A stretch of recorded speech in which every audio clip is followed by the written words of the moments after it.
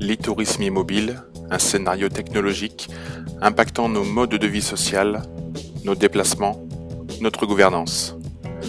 Quelques éléments de contexte pour débuter avant de rejoindre nos trois héros. Nous sommes en 2018, nous sommes en 2023, nous sommes en 2032. Au fond, peu importe. Nous sommes dans un futur à la fois très proche et très lointain.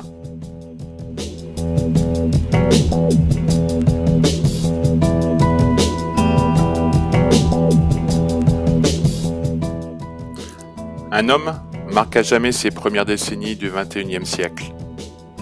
Ray Kurzweil, chercheur américain, né en 1948.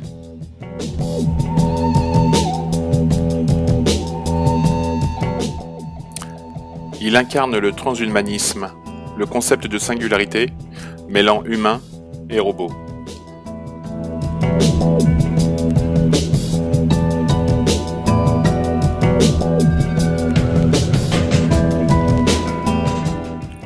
À la base, la convergence NBIC, les nanotechnologies, les biotechnologies, l'informatique et les sciences cognitives, c'est-à-dire l'étude du fonctionnement du cerveau. Ray Kurzweil rêve d'un être humain augmenté, que des nanorobots pourraient guérir de l'intérieur, dotés de capacités intellectuelles et physiques renforcées, voire de l'immortalité.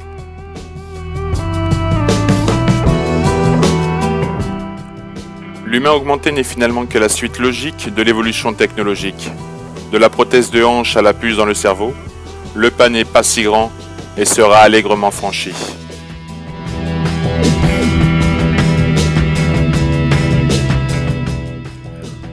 Pour aboutir finalement à l'étape ultime, l'intelligence artificielle. Elle va dorénavant accompagner chacune de nos décisions, calculant sur des bases historiques, culturelles, émotionnelles et mathématiques l'impact de chacune d'entre elles.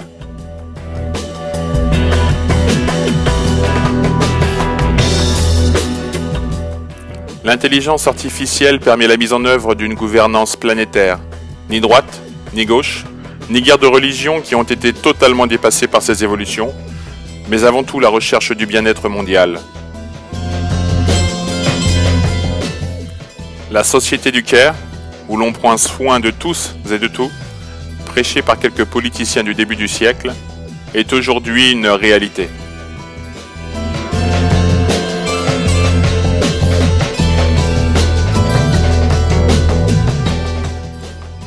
Le monde est devenu harmonieux. Chaque décision fait l'objet d'un consensus, analysé et validé par l'intelligence artificielle.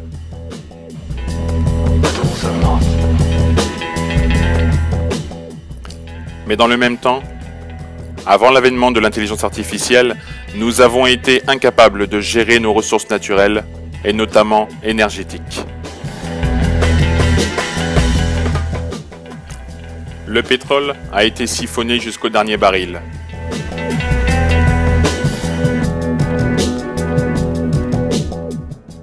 Ou bien alors, brûlé par des groupes religieux bioconservateurs qui s'élevaient contre l'humanité augmentée.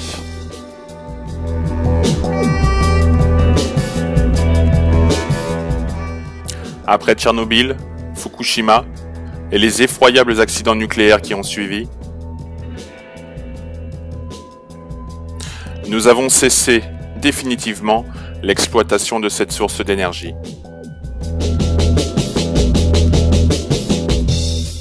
Les alternatives envisagées ne nous permettent absolument plus d'alimenter la planète en énergie.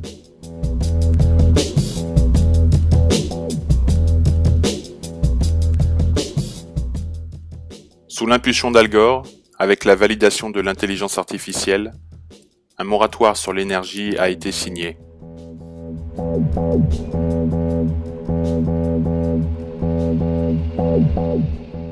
Ce sont les déplacements de personnes qui sont soudainement stoppés. Les économies ainsi réalisées permettent de maintenir les échanges mondiaux virtuels et l'ensemble des autres fonctions vitales à notre évolution.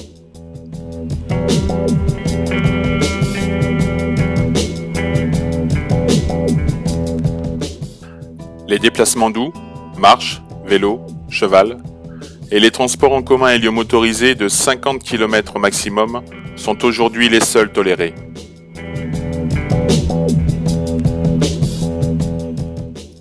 Cela occasionne bien évidemment une reconfiguration de nos territoires et de nos modes de vie.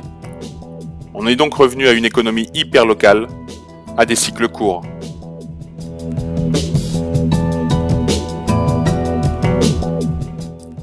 Un retour à une vie communautaire, comme elle était organisée autour de villages dans les siècles passés, et de nombreux échanges via le net pour partager les savoir-faire, permettant à chaque communauté de s'autogérer.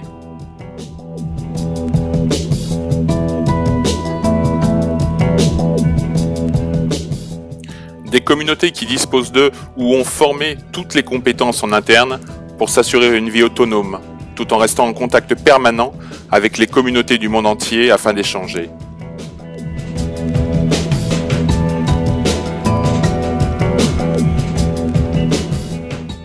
Le tourisme n'est donc plus qu'une activité de proximité pendant quelques années, jusqu'à l'avènement de l'innovation ultime de Google, le tourisme immersif avatarisé.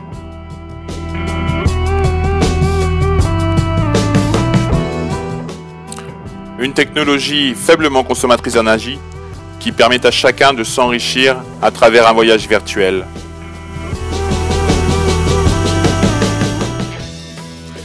D'abord implantés sur les lieux les plus touristiques, les complexes de voyages immersifs avatarisés vont se développer par milliers au sein de chaque communauté.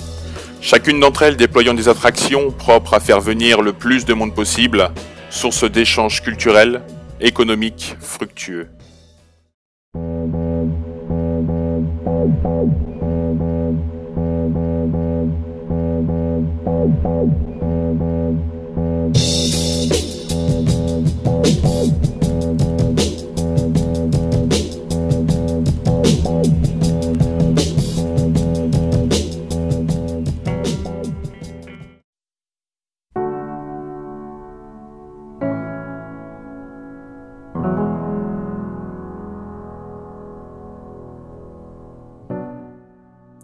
Li, jeune chinoise de Canton, a découvert dans la cave de son arrière-grand-père quelques grands crus bordelais. Elle a décidé d'aller s'initier à l'œnologie et à la viticulture à Saint-Émilion. Une augmentation spécifique de l'hypothalamus, remboursée par la sécurité sociale universelle, permet d'envoyer son avatar doté de sensibilité transmissive et perméable vivre tout type d'expérience dans les pays et régions ayant développé des programmes d'accueil. Vitrine technologique de chaque entité territoriale, ces programmes permettent l'échange multiculturel, mais aussi scientifique et économique. Elle utilisera ce matin le programme SoFrenchy, SoTrendy pour s'y rendre. Le groupe local d'intérêt public du sud-ouest de la France, c'est de longue date, avec l'apport des entreprises du cluster, investi dans le développement de programmes immersifs de qualité autour du vignoble, du surf, de la préhistoire, du pyrénéisme, ainsi que des villes de Bordeaux et Toulouse. Il accueille sur son territoire 6 resorts Googleton, permettant aux habitants de profiter des 1350 offres du monde entier, et est présent dans plus de 400 resorts équivalents de par le monde. Li sera accueilli dans la demeure de John, l'un des premiers propriétaires de vignobles à avoir adhéré au programme de tourisme immersif. Président du groupement des vignerons des avatars organisés confédérés, AOC, il a ainsi rencontré ses homologues chiliens, australiens, italiens ou encore espagnols grâce au resort implanté à quelques kilomètres de chez lui. Il espère bien être l'un des premiers à accueillir sa station d'avatarisation personnelle grâce aux multiples accueils qu'il a opérés, lui permettant d'être l'un des Friendly Gators les plus récompensés et estimés. Li se souvient de la sainte horreur qu'avait son grand-père des déplacements en avion. Quel dommage qu'il n'ait pas survécu pour l'accompagner aujourd'hui dans son vignoble favori.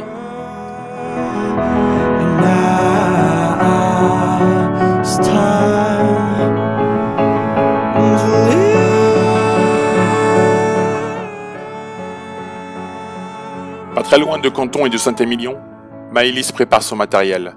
Elle va surfer sur les plages proches de Chalosse, à côté du Googleton où elle passe la semaine en compagnie de 2 Australiens. Ce ne sera qu'un échauffement, car cet après-midi, ils ont prévu d'aller se frotter au programme hawaïen, le plus sophistiqué en la matière qui permet de surfer des vagues virtuelles de 20 mètres de haut, l'expérience ultime. Mais contrairement aux 2 avatars qui l'accompagnent, Maëlys a décidé ce matin de surfer en dehors du programme du resort. À trop se laisser emporter par l'immersive surfing, elle a l'impression d'avoir perdu de sa technique. Elle garde encore un goût amer de la noyade de son avatar dans les rouleaux sud-africains lorsqu'elle avait réglé l'assistance immersive au minimum. Elle laissera donc les rouleaux virtuels du golf aux jeunes kangourous pour se contenter de la houle naturelle, retrouver les bases des sensations biologiques. Cet après-midi, Maëlys s'installera confortablement dans sa capsule d'immersion aux côtés de 2 enfants partis voir leur tante en Tunisie. Les Australiens feront finalement faux bond. Ils avaient consommé l'ensemble de leur crédit et doivent maintenant gérer l'encadrement d'une école de surf argentine à Brisbane avant de pouvoir la rejoindre.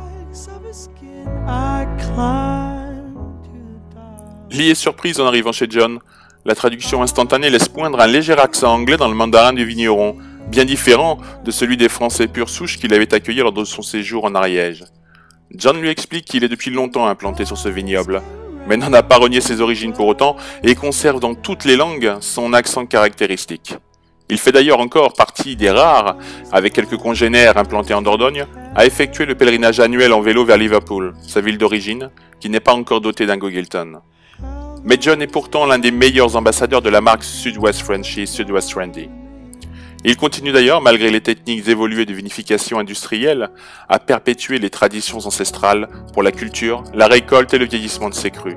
Ainsi, il accueille chaque année de plus en plus d'avatars du monde entier, plus prompts souvent à l'aider dans son labeur que ses voisins qui préfèrent s'en remettre au robot.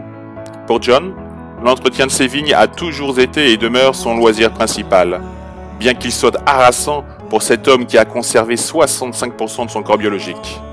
Il lui est parfois bien difficile de participer aux multiples banquets hebdomadaires donnés en l'honneur de chaque nouvel avatar arrivé.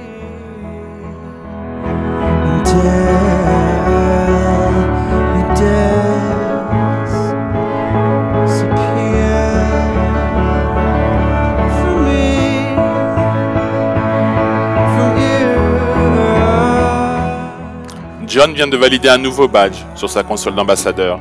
Il est heureux.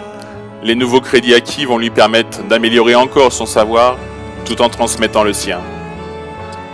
Lee savoure à travers son avatar le grand cru du siècle dernier que lui a offert John avant son départ. Elle sait à quel point il est rare de goûter ce plaisir, même si l'évolution technologique promet d'ici quelques années le clonage intégral de ses produits. Elle savoure, elle ressent tout ce que ressent son avatar. Maëlys, quant à elle, s'octroie encore quelques vagues hawaïennes. Son élevage d'oies nanorobotisés s'autogave, et elle a encore quelques heures devant elle avant d'accueillir ses collègues auvergnats et de s'informer des évolutions conduites par leur communauté en matière de confection de foie gras.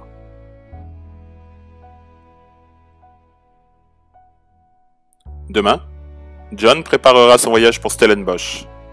Maëlys initiera probablement ses auvergnats au surf. Ellie a prévu de débriefer la faculté d'agronomie sur son voyage dans les vignobles français.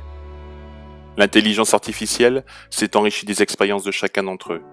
Elle les a consignées et elle leur fournira des conseils personnalisés pour leur prochaine destination en fonction de leurs compétences, de leurs loisirs et des besoins de leur communauté.